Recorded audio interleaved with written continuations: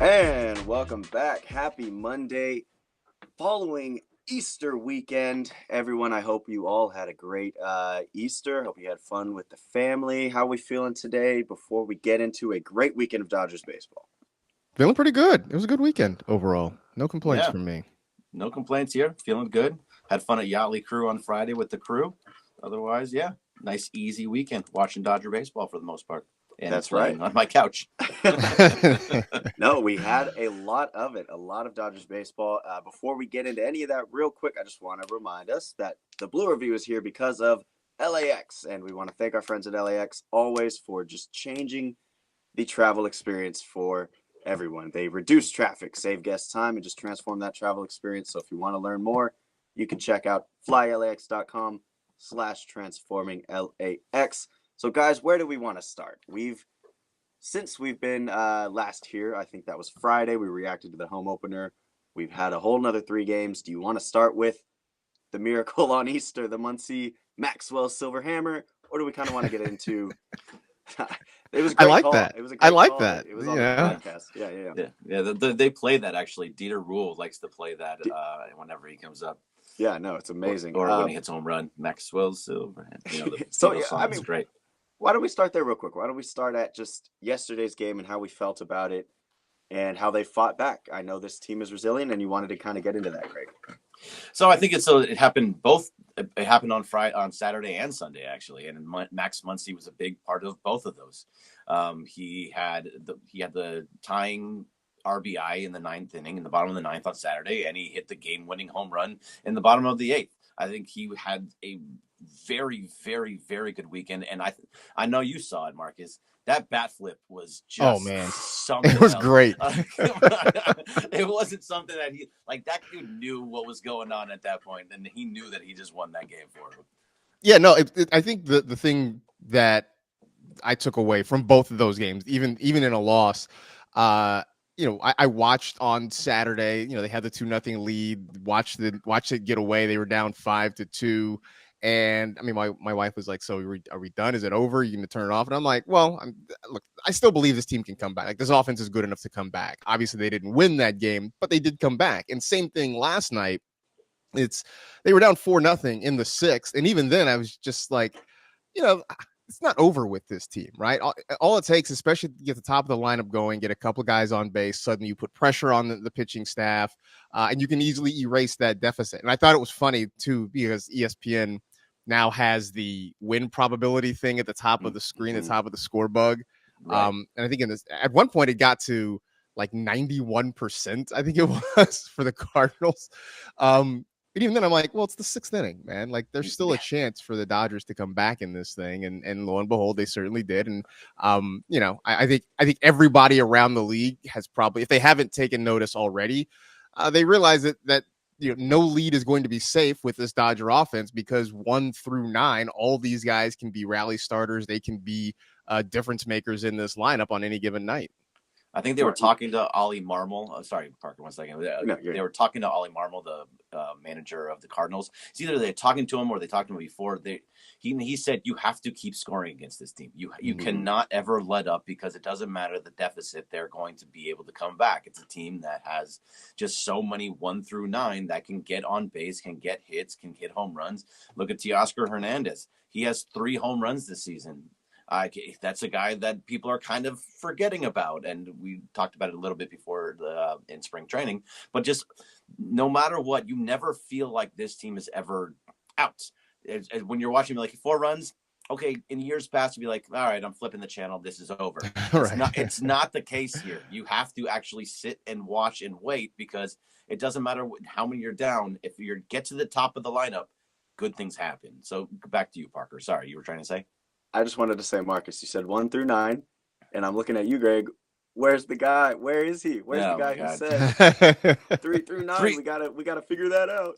I mean, I think they figured it out very much so. I mean, if you're gonna take anything away from yesterday, it's like, hey, where was 1 through 3 yesterday? I mean, I Mookie, Shohei, and Freddie, a combined 1 for 11 yesterday. So I mean, I don't know. They need some production from the top 3 in the lineup if this team's going. I'm kidding. I'm joking, obviously. But, So the game, obviously, yesterday was just an exciting game. And the Muncie, I mean, I had that on repeat, that bat flip. But looking at Saturday's game, or the 30th Saturday's game, Yamamoto's home debut, Fantastic. Very weird rain delay, unfortunately, kind of took us away from a very amazing Yamamoto start. So why don't we kind of talk about Yamamoto and what we saw? Well, it mirrored kind of that very first start he had in spring training. Obviously that one he didn't go very long, understandably, but that first start we saw from him in the spring, he was out, he was getting guys off balance, he was getting swings and misses, he got strikeouts, and that's a lot what we saw on Saturday, and he looked comfortable. I don't know if it was just sort of working off nerves from that first start in Seoul or whatever it was, but the Yamamoto we saw on Saturday is the guy that we have been expecting to see. And so it was nice to see him get out there in front of the home crowd, look comfortable, get strikeouts, get outs, not have a lot of pressure on him. I mean, it was everything you wanted from the start. And, unfortunately the Dodgers didn't win, but that had nothing to do with Yoshinobu Yamamoto on Saturday. No, he was great. And I think when he's getting swing and miss stuff, that's when he's going well. And that's with all these pitchers pretty much. But the swing and miss stuff was really there on Saturday. So that was nice to see. I mean, the rain delay was odd. This is what happens in California, right? Like a rain delay here, they're like, well, it's just going to pass by. Let's not pull out the tarp if we don't have to pull out the tarp. Let them get a little bit wet, see what happens.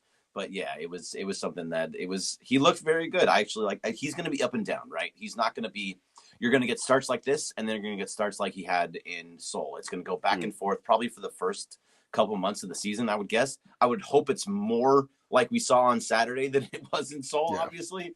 But I mean, as long as he has that stuff and he knows that he can throw. I mean, the splitter was looking nice. The curveball, his off-speed pitches were looking really, really good and keeping the hitters off balance. So I thought this whole pitching staff, the entire 4-game series, looked great.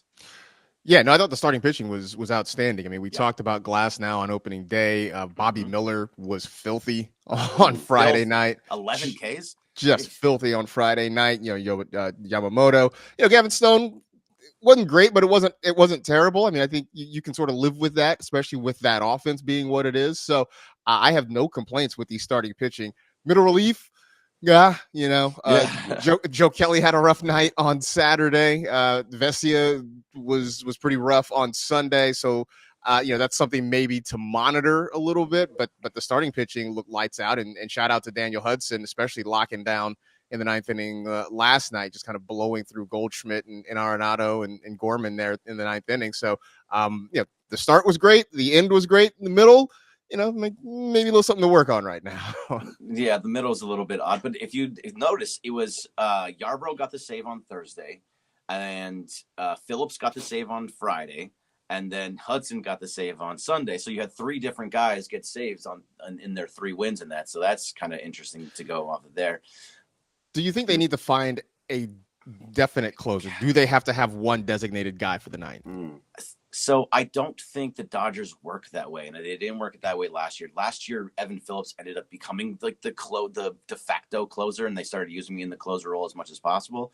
But I don't think they want to have a closer. They want to be matchup dependent. So if they wanted to go Daniel Hudson in that against the top of those 3 guys, Goldschmidt, Gorman, and Arenado, they went with Hudson. If they felt that was better for Phillips, they would have gone for Phillips. And I don't remember if Phillips did pitch on Friday as well. He did. I think that's why he didn't go, because he pitched on Friday in the extra in the 10th inning. But so that could have been it. They didn't want to pitch him on 3 days in a row. But for the most part, I don't think you need that with this team. And when Blake Treinen comes back in sometime at the end of April, end of April, that's another guy that they can throw in that can play that role. I think that's why when we saw Vesia just poop the bed, I wanted to say it as nicely as possible. I think he'll be going back. That he's not going to last very long. I think he's not fit for this team. But do you think they should go to a strict closer? Maybe this is just my old school thinking. It is sort of nice to know you've got that guy in the ninth inning, right? And maybe Look, maybe they're doing it because they don't feel like they have that guy. You know, they don't have a prime Kenley Jansen. They don't have an Eric Gagne, that guy that you just know, like, you know, I just think there's something intimidating about when you're the other team and you're sort of counting outs because you know when you get to the ninth, there's that guy that's coming in, right? There's something to, you know, California love being played and you see the guy coming out of the bullpen. I think there's a mental edge there that you can have when it is, you know, that's different than, I don't know, maybe we see Hudson tonight, maybe we see Phillips, maybe we see Yarbrough, whoever it is. And again, I will admit this could be just old school, you know, old man yelling at clouds sort of thing, but it just does feel like it's different to know you've got that guy who can be your rock in the ninth inning for the majority of the season. Yeah, I mean, I agree with you. It would be nice to have that dude, but I think Evan Phillips can be that guy, but I just don't think he's going to be the intimidating factor when he comes out to, like, you know, California love or whatever it happens to be. He doesn't have that ambience behind him. So, but I think because they have so many guys that they feel can be that guy, that it just keeps everybody up balance. They're like, I don't know who I'm going to see. And so, which is better to have the one guy like, okay, I've seen this stuff. I see it over and over again. I've faced him so many times. I know what he likes to throw, or be like, man, I just don't know who it's going to be. I know they got this guy and this guy and this guy and this guy, and they all throw from different arm angles, and they throw different pitches, and they throw at different velocities. And they, you know, it's part of that positionality that the Dodgers love so much. Yeah. On top of having to get that lineup out. So just the combination of those two things is intimidating in itself. Can you talk about one bit of weirdness I noticed from the weekend? I feel like you can go a whole season and not get many catcher's interferences. The Dodgers got 2 of them in 2 days. Like, how did that happen? That was so weird because I think they were saying, like, it hasn't, when it happened against Barnes yesterday, they said that it hasn't happened since, with the bases loaded, since like 1947 or something. It was something like that. weird. Yeah, it was something like, it was like forever ago. But like, it happened in back-to-back games. It happened with Will Smith, on Saturday night to load the bases. Then it happened with Barnes with the bases loaded. Nobody knew what was going. Yeah, nobody knew what was going on Saturday. I don't think the announcers knew. I couldn't tell what was going on. Everyone was like, why is someone coming home right now? Why are we loading the bases? What is happening? It was an out. He flew, and then they didn't like. So that was also weird on Saturday because I forgot who it was. Maybe it was Goldschmidt that flew out to left field and didn't go to first base, even though there was catcher interference. But it was not an out. Right. They did not call an out. He didn't go to first. And I just didn't understand, like, why. I was so confused by that whole thing. And what really confused me about it is so they didn't call the out. But then after that, Goldschmidt strikes out, and I'm like, well, the inning's over, right? But Vesey is still standing on the mound. I'm like, wait, what? I was like, I have no idea what's going on right now. It was a very confusing thing. And I wonder if it's something that there was 2 things. I wonder if it was that they're paying attention, you know, like in the NBA, we're going to pay more attention to traveling this year. We're going to emphasize this, right? Yeah. Maybe it's an emphasis from the league, or it's also, they said on the broadcast, they also said that Dodger catchers are up closer on batters than any other team. I don't know what that does. I mean, that was catcher's interference twice. Yeah, I mean, that was sort of my thought. I'm like, are the catchers closer to the plate for the Dodgers? Because, like I said, you can go a whole season and maybe see catcher's interference to get 2 in back-to-back days. And like, I don't know, that feels like something weird. Either you know, Smith and Barnes are reaching to try and, you know, I don't know, steal strikes or what have you, or they're just sitting closer because it's such a rarity of a thing that you never see it that often. So yeah, I don't know. It was very, very strange. You know, something else I thought was strange, but also pretty cool. Did you hear Gavin Lux mic'd up yesterday? A little bit. Yeah, I thought it was really, really cool actually, because he was talking and he had pitch comm on so you could hear what was happening. So you just hear change up. and then Gavin Stone would throw a changeup. I just thought that was kind of cool on the ESPN broadcast. Did you hear that, Parker? Well, I actually didn't get a chance to see the mic'd up part, but let me just say that changeup the other day. I know that there was a little rocky spots for Stone, but I think all his strikeouts, 6 Ks, were on that changeup, and just to me to see that power change already showing that it's there and it's going to be getting the Ks, I think that's a great sign. because moving forward, I mean, we'll see how Paxton does tonight. But moving forward, knowing that like that 5 and 6, the 4 and 5 guy can actually hold their own is such great news for the Dodgers, because we were talking about that before the season. That's going to be where the Dodgers season is made, basically. I mean, at this point, we see that they're going to be fine because of the offense, but yeah, to see that changeup doing his thing was great. Yeah. By the way, you're talking about, obviously we've talked about this year what happens with the starting pitching, what have you. I know the other big thing has been infield defense. I will say, and it's very early still, but Mookie is looking more comfortable at shortstop. I think it was at Saturday. Had a couple of really nice backhand plays. I think the broadcast mentioned on one of them, like he it's one of those throws, right? It's that long throw, and you learn to kind of give it the nice long hop to the first baseman.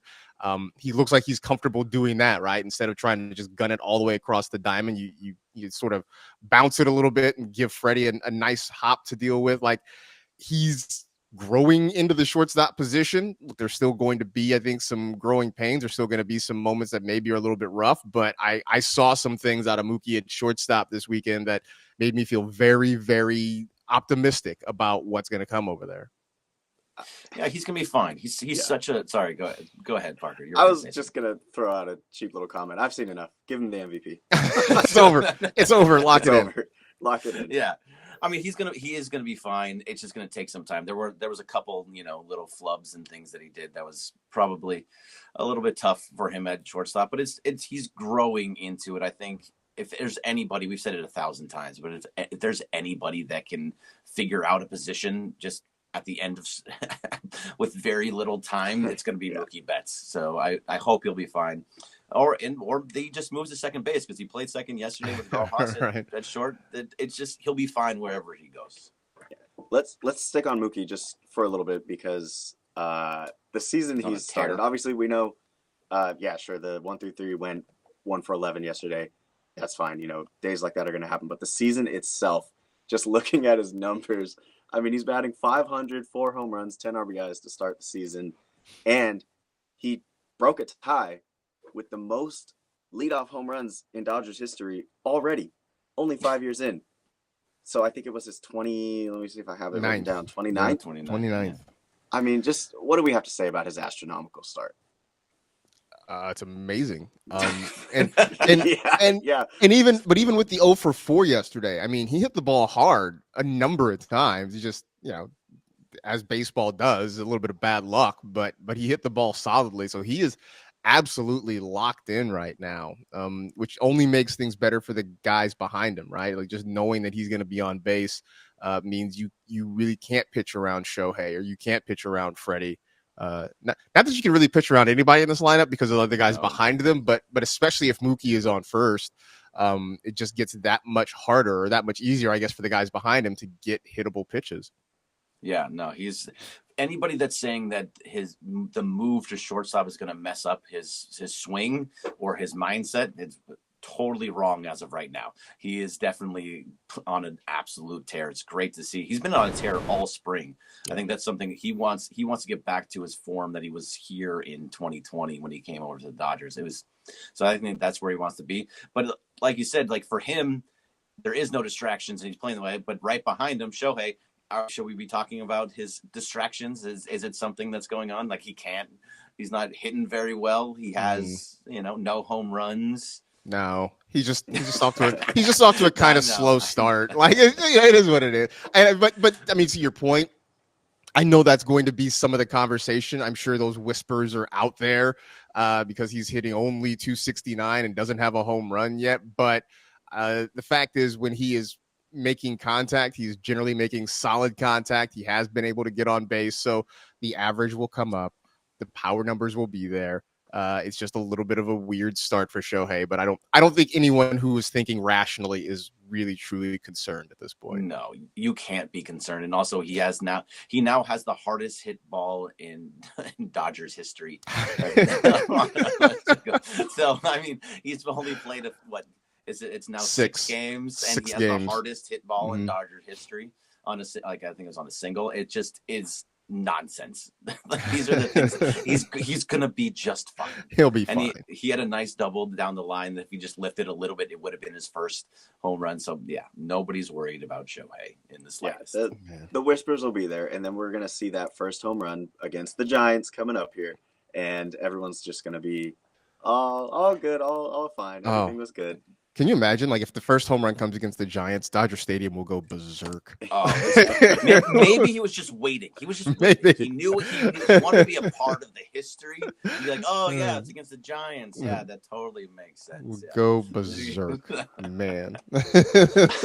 So as we kind of near the end here, I'm happy we got to kind of recap this weekend. Let me go ahead and just check in with the chat here, see if there's anything we can touch for. All right, so while you're looking for that, let's just talk real fast about Walker Buehler, because he had his first rehab start yesterday. He went 4 innings. He gave up, I think, 3 or 4 runs, but the first 2 innings, he was clean. He was 6 up, 6 down, and everything was fine, and it kind of all just fell apart after that. And that's part of that whole bringing up. He was at OKC, and they ended up losing that game. But still, the fact that Walker Buehler is out again and pitching, I think he had 57 to 60 pitches, something like that. That's a positive thing. So then now you're going to bring in another guy that could really help in this rotation. And, I think Dave Roberts said that he wants to get him up to 90 pitches, and that's when we'll see him. So probably by the end of the month. Yeah, I mean, that's really encouraging. I mean, look, for all the things we talked about, the pitching staff looking great so far, the starting pitching looking great. They're still on track to get Walker Buehler back. Dustin May is hopefully coming back at some point. Brusdar Graterol hopefully will be back soon. So, things are looking positive and help is on the way. So there are a lot of reasons to be very, very excited about this pitching staff. But yeah, and they have the luxury now, because everyone else is pitching well so far. They don't have to rush Buehler back either. They can take their time and make sure that he's right, and kind of stretch him out and sort of work him back slowly to get him ready to go. And then, hopefully once we get to later in the summer, when Kershaw is ready to go and they can sort of use him for, a few innings here and there, it's funny. I know we were sort of worried about this, and there's still plenty of time for us to worry about it later. But right now, I feel good. I feel good about the pitching staff. Yeah, I feel great about it. I mean, Gavin Stone, you're right. He was, he looked good. He had a lot of swing and miss, but he also gave up a bunch of hits and got lucky to not give up a couple more runs. He was 2, but I thought he was fine. Yeah. Got anything for the chat, Parker? Go ahead. Well, I was going to say, it was really cool to see Walker. And, of course, his tweet, he's like, I effed it all up in the end. But God damn it, it was good to be back out there. Good to be back out there, and that's what we love to hear. I guess, not a lot of questions in the chat here, but I just want to shout out some guys there. Casper V in the chat says, Berg, I thought Berg said because of this season he was going to be extra, extra critical every single game. What's happening, man? I'm seeing too much positivity. Too much. Well, when you win 3 of 4 and you came back in the one that you lost and pushed to the extra innings, kind of hard to be critical. We were critical about Vesia. We were critical about Joe Kelly. A little critical on Gavin Stone, but show me where the other critical is. How much differently would you have felt about this series if they didn't come back last night? I would, because of partly how it happened, because I'd be upset with Alex Vesia, because the fact that they left Vesia out there for as long as they left him out there to even face Paul Goldschmidt was just shocking to me. So the whole thing, I would have been a little bit more critical on that game itself. But overall, Gavin, we said what their issues with Gavin. I mean, it's a long year. They're not going to go 160-2. It's just not going to happen. So you can't be critical after every single game, but it's just finding that streamline, right, of the things that are like, okay, that's something to watch, and we'll find those things, and I will be very critical of those things. I mean, my feeling is just keep winning series, right? Just win series. And so I think a series win would have felt better than a split. It's like soccer, right? Sometimes when you tie, it feels like a win. Sometimes when you tie, it feels like a loss. Like if they had split the series, that would have felt more like a loss, considering how it would have happened. Yeah, totally. And speaking of winning series, Junior E in the chat points out that, of course, the cheating Astros got swept this weekend. So shout out to that. I mean, it was the Yankees, though. So it was the Yankees, so I don't really know how to feel about that. Trade-offs. Yeah, well, Juan Soto was amazing. Yeah, we'll keep an eye on that one.